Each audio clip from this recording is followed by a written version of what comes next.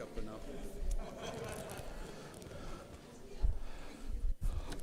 All right, well, we're getting ready to start. I think we got cameras on, live stream on. So people are starting to make their way back from the community room. For those, let's see, which camera have I got? Is it this one over here? All right. Just make sure I'm looking at the right one, because we don't have the little tally lights that tell me which camera is on. So hopefully for all of you who are worshiping online, have now joined back on for the town hall, and maybe you got up, went to the kitchen, grabbed some refreshments yourself, grabbed a warm-up of coffee and are ready to join in, but hopefully we're getting some to come over from the community room. There's a few more. For those that are online, there's a couple of different ways that we're going to try this. If you have any questions or anything for church leadership, you can certainly, if you're on Facebook, you can certainly put it in the chat on Facebook. I'm going to pull that up now. I know we've got some other people that are looking at that to monitor it. The other thing is that if you need to, you can send me a text to let me know if you have a comment or something. You can actually also message through the app. I'll try to keep an eye on that one as well, because I know we have multiple ways of worshiping, because some of you are worshiping through Facebook Live, some of you are through YouTube Live, and others are actually on the app. So we've got a number of different things going on. But yeah. Somebody told me, they said, you give them a table and then they'll sit down and they just won't come back. My thought was that actually people would just go grab something and come back in. But I want to have conversations with each other too. So we're going to kind of, I'm not sure, as far as an order of anything you just want me to talk about? Okay. Talk about the process of the Bartlett relaunch. And what that's going to look like. If you want to go yell at them, Steve, and don't yell at them, but let them know that we've started over here, and see if any more will come over. Some are probably still getting some more coffee. Because one of the big things with our town hall meetings is to kind of open up a space where you've got some of the church leadership up here that are ready and willing to take any questions that might come up if there's a concern or something that's going on, or maybe a celebration that you want to share with them. That we want to make sure that we do that we keep communication lines open so that it doesn't feel like we're hiding anything and trying to keep anything secret. We want to try to be as open of a book as we possibly can be. And so therefore just trying to share everything with all of those within the congregation and beyond. And so I think what I'll do is I will briefly kind of talk about where we are and some of the updates of the relaunch, because like I had mentioned earlier that September 10th is the relaunch of the Bartlett campus. And so we are planning a 10:30 worship service followed by some type of activity, some type of celebration. What that looks like, I think we're going to talk a little more about on Tuesday night when the merger team gets together, as we discuss what this could possibly look like as far as a meal, more music, outdoors. What are we going to do? And so that is in the works, and I've asked multiple times. So, I mean, if you're interested in helping to plan that particular event, let me know so we can get you connected with the team and planning that particular event. So we want to make sure that is a wonderful celebration. What that looks like on that particular Sunday, because I did have a couple of questions about that. They said, so are we going to have worship in Elgin as well as in Bartlett? And I said, yes. However, the Elgin worship service that morning might look a little bit different because I want to make sure that we've got plenty of time to make sure that we get prepped and ready for the Bartlett service. What that looks like at this point on September 10th, I'm not 100% sure. That might look like a 45 to a 50-minute service. That means I might have to preach shorter. Oh, yeah. Oh. But it might be that the service is a little shorter. There might be that I move the message up a little bit, and so then we have a worship leader that might be able to finish out the service so that I can get down early on that particular Sunday, and then start the worship service at 10:30 down in Bartlett. September 10th also, you might have seen in the newsletter, September 10th is the day that we switch over to 9 o'clock here in Elgin. So we have a 9 o'clock service in Elgin and then the 10:30 in the Bartlett campus. So that will switch over on, I believe, September 10th. But that's kind of what it looks like for the worship service. Leading up to that, there are a whole bunch of things that we're talking about, that we're getting things lined up for down in the Bartlett campus, including painting of the sanctuary in Levens Hall. That should be not this week, but next week. That should be taking place. Then the carpet is getting pulled out and new carpet is getting installed. And that should be the last week of August or the first week of September. And you might go, ooh, yes, that is cutting it really close. So part of it is looking at of how fast the carpet layers can get in, and then how do we then reset up the sanctuary afterwards. There's a conversation that is going on right now. I wanted to make sure everybody is fully aware of this. We're not sure if it's going to be able to be done before the relaunch or not, but for those of you who have been down to the Bartlett campus, you know that the entire campus down there is ADA accessible. There's a pastor who actually we should continue to lift up in prayer who's having some health difficulties. Tim Casey had an accident and is a quadriplegic, and so the entire building is set up so that a wheelchair can get around in all aspects of that particular building. And so when you look at the front of the sanctuary, there is a ramp that runs horizontal to the platform. And so it runs basically right around the front of the platform. And so what we're looking to do is now that we are removing pews and we're putting in chairs, we are taking that wheelchair ramp and keeping it, but we're actually moving it along the outside wall. So that the railing will go down the outside wall and the ramp will come up that outside wall, which then opens the front of the sanctuary completely without having the two rails that are there in the front. So that is one of the things that we're working on, and this is the one we're delicately balancing around the carpet installers and how we can get this done. And so please be praying for that as we move forward with that part. But then the other piece is there's a lot of technology that we're talked about on Saturday that we're looking to upgrade so that we can not only have the audio down there, but we can also live stream, very similar to what we're doing within the Elgin campus. And so that is another one of the big pieces that are happening. The other thing, if you are available Thursday and you just are feeling a little strong and you want to do something, come down to the Bartlett campus because we have a truckload of sanctuary chairs that are arriving. We don't know the exact time yet, but I'm sure that I will be notified sometime on Wednesday hopefully, of what time that will be so that we can give you a little more narrowed down time frame if you wanted to come down and help basically bring chairs into the sanctuary, or bring them into the church, unbox them, and mount the little hymn holders, the hymn book holders on them. And so if you've got some time on Thursday, we would certainly welcome the help in doing that. I'm thinking that might be, is there something else that, as far as the things that are going on with the Bartlett campus, is there something that I'm missing? Probably something, but got it covered? Okay. So that's kind of where we are at with the relaunch and the remodeling projects going on down at the Bartlett campus. And I guess we just kind of want to open it up. I don't know if there's anything that leadership wants to share. You have a burning desire to share. Does anybody have a burning desire? What's that? So, okay. So kind of opening this up. So this is kind of where we're at.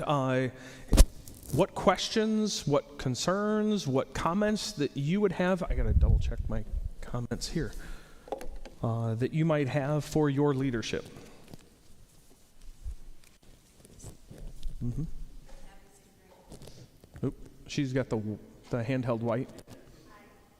I have this questions so that people that are online can hear your question also. So what questions do people have? Now's your time. Don't say, nobody ever told me.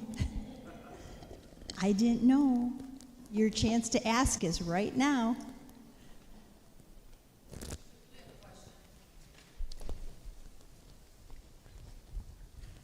All right, JJ. Let's see how good JJ is. Can JJ get the camera over there? Oh, no. We're just wondering where you are in the process of a new pastor for the Bartlett location. Oh, that's a pretty big thing that I left off the plate. Yes. So where we are, we have explored a number of different avenues with that. SBRC has been working with this particular situation that we have because we floated between hiring someone, possibly looking at an appointed position with somebody from the cabinet. And so I've actually had conversations with a number of clergy colleagues of mine who actually have experience with the cabinet, with district superintendency, and this process of appointment. And in my conversation with this particular person, it was pretty clear to me that at this point where we are at, that we do not want an appointed position. Because there's so much up in the air, we also lose a lot of control as to who we actually receive. Whereas with hiring, we can then choose. We put we put job requests out into the public and receive people in and actually do some interviewing. So the process that we're in right now, the last SPRC meeting that we had, we actually went through and came up with job descriptions. My job description is actually kind of easy. It's paragraph 340 in the Book of Discipline. So my job description really doesn't change much, but we were able to kind of flesh out a job description for a campus minister, assistant pastor. We just can't use the word associate pastor because associate pastor is an appointed position. So campus minister or assistant pastor. And what we are doing is we're getting ready to post that on this week. It'll be posted on churchstaffing.com, Indeed, and I think there's one other one that we were looking at. So we're going to be posting that job description out and then accepting applicants as they come in for the next few weeks. Unless, of course, God provides that way out and the person just shows up right away. So we are certainly not opposed to where God is leading us in that. But that is where we're at. We are currently getting ready to post the job descriptions out on a few online sites and then take some applicants in. So we are looking to hire someone. That person would be roughly 20 hours to begin with, 20 hours a week. And so we'll evaluate that as we go forward, but initially starting out at 20 and then find out the flow and the rhythms of Journey of Hope to see if that's enough, if we need more, and where it goes from there.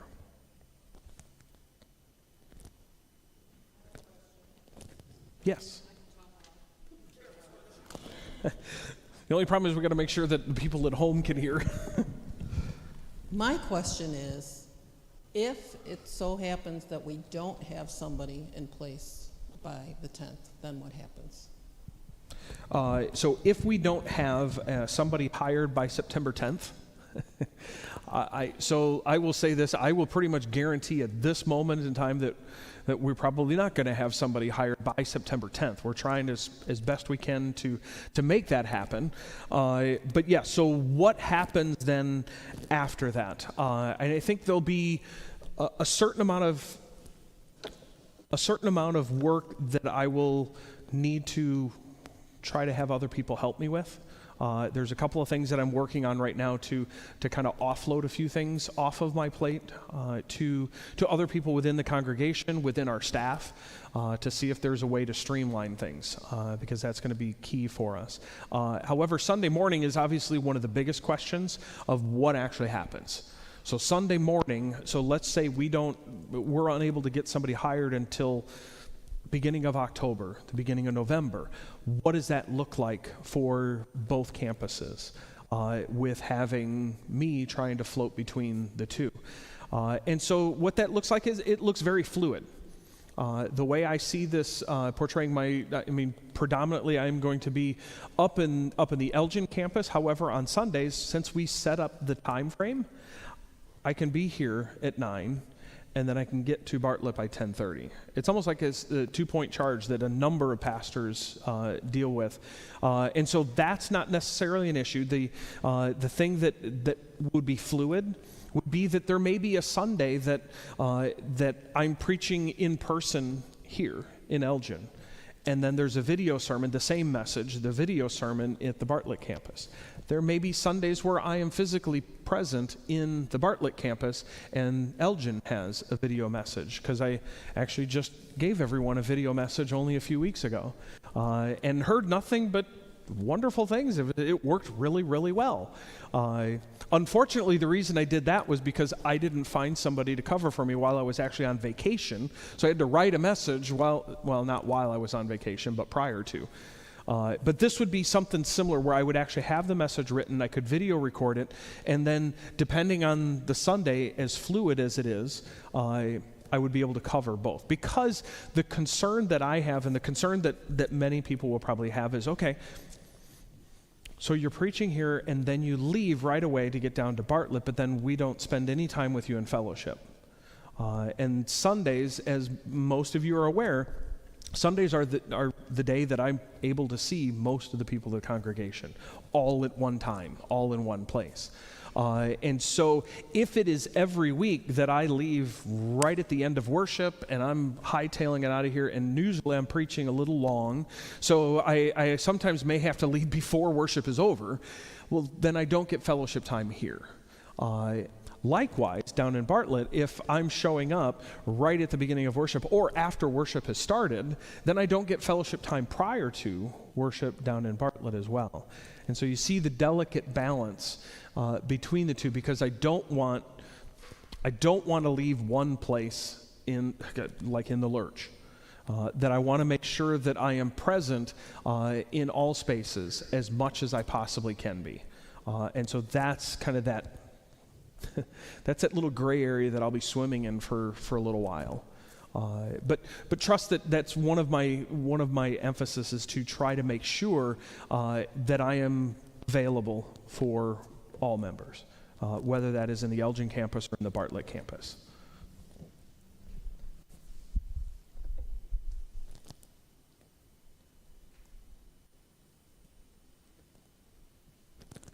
Other questions? I just got out of my Facebook live stream. There it is. Just making sure that there was no questions coming in there either. But any other questions or comments or? Yes. God is good. All the time. And all the time, God is good, yes. God is good. All the time. All the time. God is good.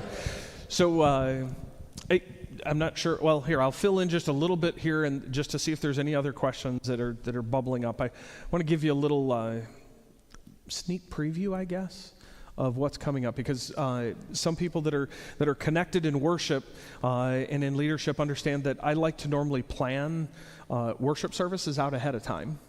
And so I try to get different worship series lined up. That way people have the ability then to create things for worship services, to pull visual and other things into the worship experience. And so we finished up summer playlist here this morning, and then we begin with a 3-week series called Influencers. And so a lot of the younger generation will go, I know exactly what influencers are. Because social media influencers are the ones that I'm not sure how in the world they get paid, but they get paid a whole bunch of money to be these social media influencers. But guess what? We are all influencers in one way or another. And so we're going to spend 3 weeks talking about how we can be those influencers within our community. Right after that will be September 10th. which would be our relaunch. And so that's going to be an interesting Sunday because I'm actually going to have 2 different messages on Sunday, and they'll kind of be the traveling message. So the first one, the vision is that it would begin here, and then when we make our way down to Bartlett, that it will be a conclusion kind of the message.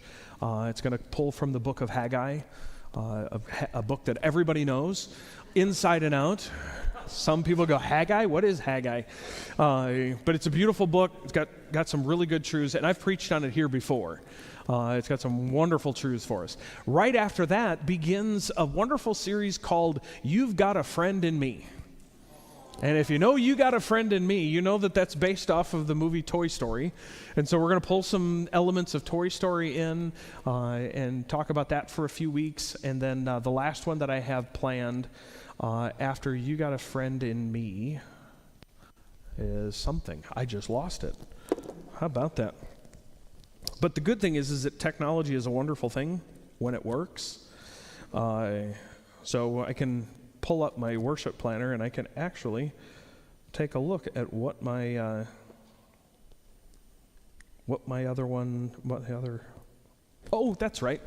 other series was. And so after You Got a Friend in Me is another real fun one. It's called Bumper Sticker Theology. Bumper Sticker Theology. We actually briefly touched on one this morning, which was the whole comment of God won't give you more than you can handle. That's bumper sticker theology. That's something, that's words that people look and go, oh yeah, that's good. Wait a minute. So you're telling me that God's going to give me something that I have to endure. So you're telling me that God's not good all the time. God will help you handle all that you've been given. Not that God has given it to you, but God will help you handle all that you've been given. So that's bumper sticker theology. Haven't gotten into Advent yet, but that's just around the corner from all of those series. But that's what's coming up.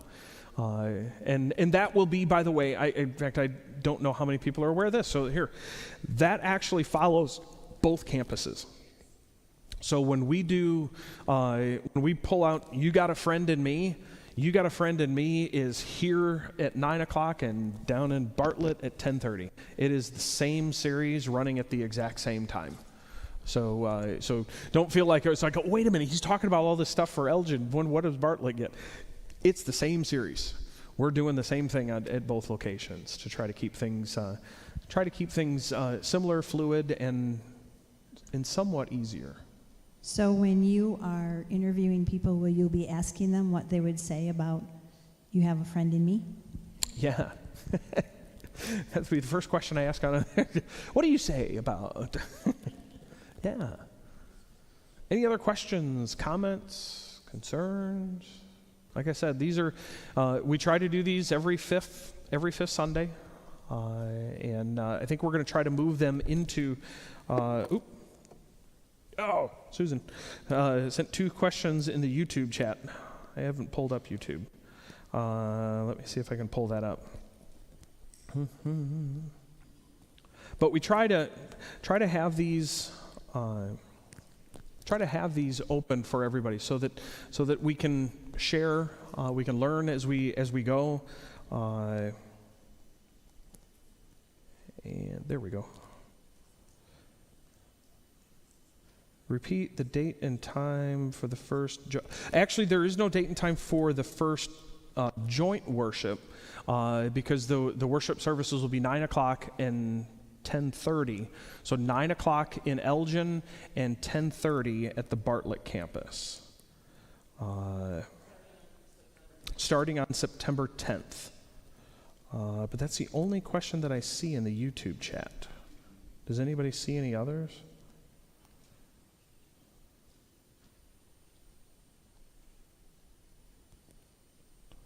That's weird, I can't. Oh, there we go, all messages. Nope, still shows that one. Susan, what's the other question? Because for some odd reason, it is not giving me.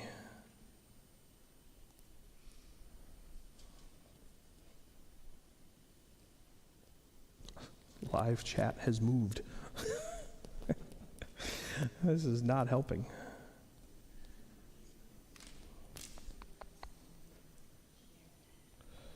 Because I see the two questions, but I see the one question, but I didn't see the second one.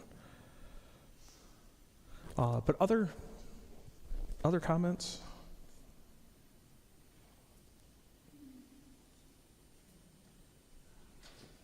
Oh, there it is. Now I have it. Repeat, you gave a date. For the ramp rail, will there be a rail on the side of the ramp for pedestrians? Yes, there will. Yes, there will, because it will follow ADA regulations. So yes, there will definitely be a rail on the right side. There may also be a rail on the left side as well, which will be up against the wall. So yeah, September 10th at 9 o'clock, Elgin 10:30 in Bartlett. All right. Okay. Well, I think there are more refreshments. There's more coffee, I know. I'm going to get a refill. But if there are no other things, we will kind of wrap up our July town hall, our delayed July town hall, and be able to look forward to the next one. And the next one will be, somebody help me out, when's the next month with 5 Sundays? Is that October? October? So we will have another one in October, back in here in the sanctuary as well as online, so that we can continue to keep the doors of communication open. Yes, Carol. So There will be 2 services going on that morning at 8 and 10:30. So we'll have to figure out when the town hall right. is. Maybe Yeah. the town hall will occur in Bartlett. yeah. So we will let you know how that looks. But yes, so on the 5th Sunday of October, we obviously, yes, we will have a worship at 9 o'clock in Elgin and 10:30 in Bartlett. So we're going to figure out how to do the town hall. So we will work on that and let everybody know, because we do not want to let these go. All right. Yes. Question, Carlene. What's that? There is. Thank you. It's who? Oh, John Sutterholm. Okay, so church conference. As many of you are aware, church conference happens every year. That church conference happens in October this year, and it will actually be on a Wednesday evening. So it will be a little bit different. So I tried to get it on a Sunday, but you know, when we talk about clergy that don't necessarily look at their emails that often, when the topic comes up for church conference and signing up for a certain date, they are all over it. So I missed the window there on getting some on a Sunday, which actually, you know, now that I think of it, is probably better for us anyway. Doing something more on a Wednesday evening. It will be probably in and around the Pathways Guided Worship service that we have. And so we're going to do that. The location is yet to be determined. We'll figure that part of it out. But yes, there will be a church conference, and it will be combined. It will all be Journey of Hope in the one church conference. I did have a conversation, and I think I messaged Dave about this. So we have insurance policies for both campuses. We continue to pay both of those insurance policies through the conference for both buildings. Apportionments, however, the apportionments, we are continuing to pay the Journey of Hope Elgin part. David Quinn with the annual conference said we've made the transition to the merge, so therefore Good Shepherd is no longer on the books, so don't pay that. So all we are paying is whatever we have left of the Journey of Hope apportionment. At the church conference, we will probably have a new number of what our apportionment will be for 2024, and I will almost guarantee that it will be higher than where we are right now for the Elgin campus. So that will make a change. But all right.